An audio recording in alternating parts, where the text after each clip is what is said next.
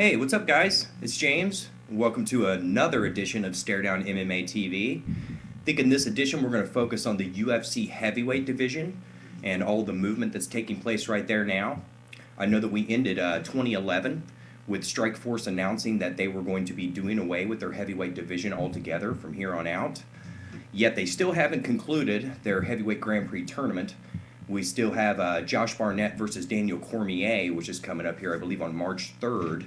And they're finally going to see who's the best Strikeforce heavyweight. That was a crazy tournament. A lot of ups and downs and replacements, injuries, upsets. It's been crazy. I can't wait to see that finally conclude. I'm not going to tell you exactly who I'm picking yet because I'm still kind of a little up in the air on that.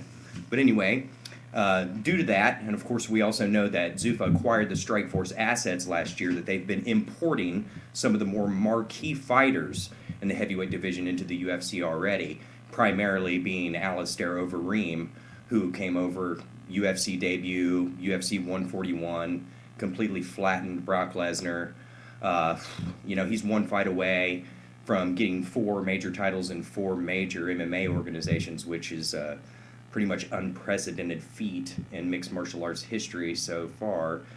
He's going to be fighting Junior Dos Santos coming up here for the title. Hasn't been scheduled yet, but interestingly enough, there were some other fighters they've already brought over. I believe Fabricio Verdum has already signed his deal with the UFC. He's going to be fighting Roy Big Country Nelson coming up here, I believe, at the end of February. Excellent matchup that is. Antonio Bigfoot Silva, I believe, was supposed to come over in April.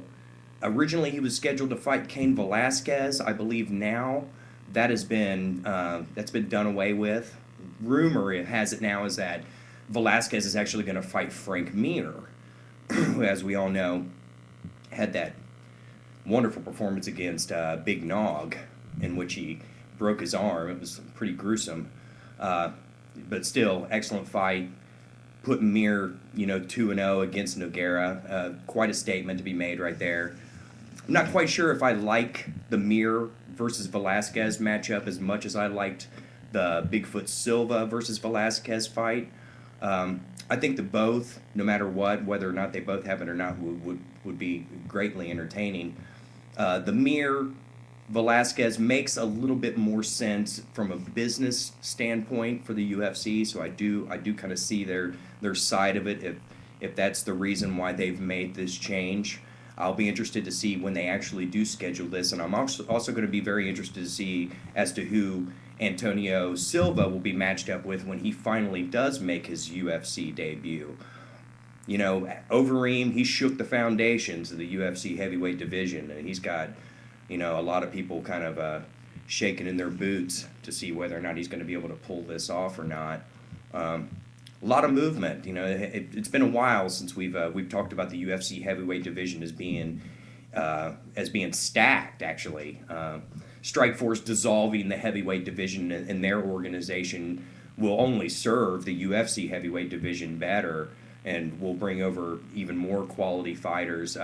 Still haven't heard anything about Sergey Karatanov yet, whether or not they're going to bring him over or not. I'm fairly certain that both Cormier and Josh Barnett will both be offered UFC deals, regardless of the conclusion of the heavyweight Grand Prix. But anyway, just thought I'd throw out a few thoughts about the UFC heavyweight division, how much movement there is right now. I hope to see you guys here a little bit. I will be doing some more. Rock on. Later, guys.